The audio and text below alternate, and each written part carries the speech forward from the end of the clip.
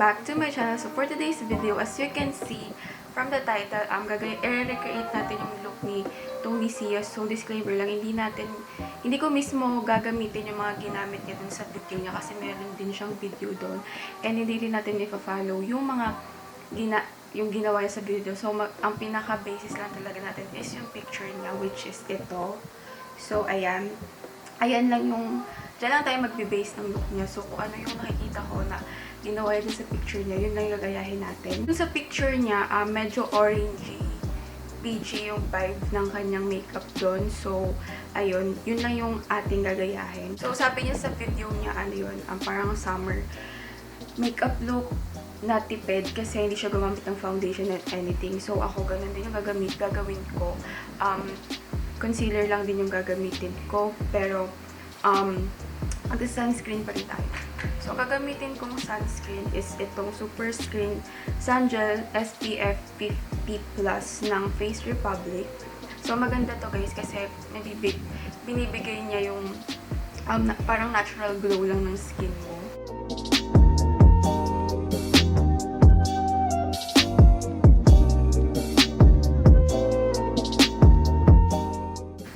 Concealer guys, gagamitin ko tong Glam Up Liquid Concealer ng Self Beauty. So, ito na yung ginagamit kong concealer kasi nagustuhan ko siya. Full coverage, medium to full coverage kasi yung coverage niya. And long lasting din to. Pero ang pinaka-concern ko lang dito is, dalawa lang yung shade niya. So, itong shade ko na to, ito na yung pinaka-darkest. So, sana mag-add pa sila ng madaming shade kasi maganda siya.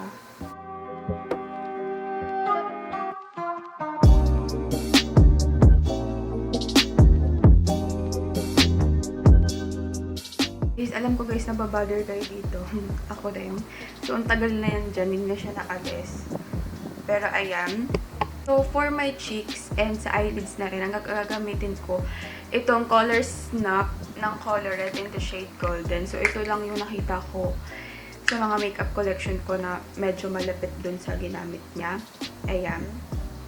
So, gagamitin ko na rin siya sa lids. Pero yung ginamit niya sa lids niya is eyeshadow palette. Pero ako, since kasi sinabi ko, mag-base lang tayo dun sa picture. Maganda guys, gumamit ng mga cream products kapag summer kasi mas long lasting sila. So ayun guys, bago ako magkilim, magpa-powder muna ako. So ang gagamitin kong powder is itong from Nichido in the shade Creamy Glow. So onti lang.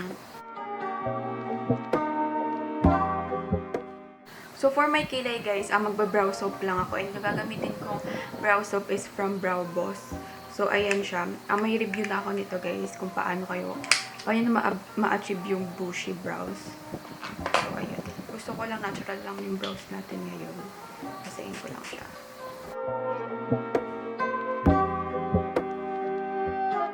Mimix ko lang itong dalawa.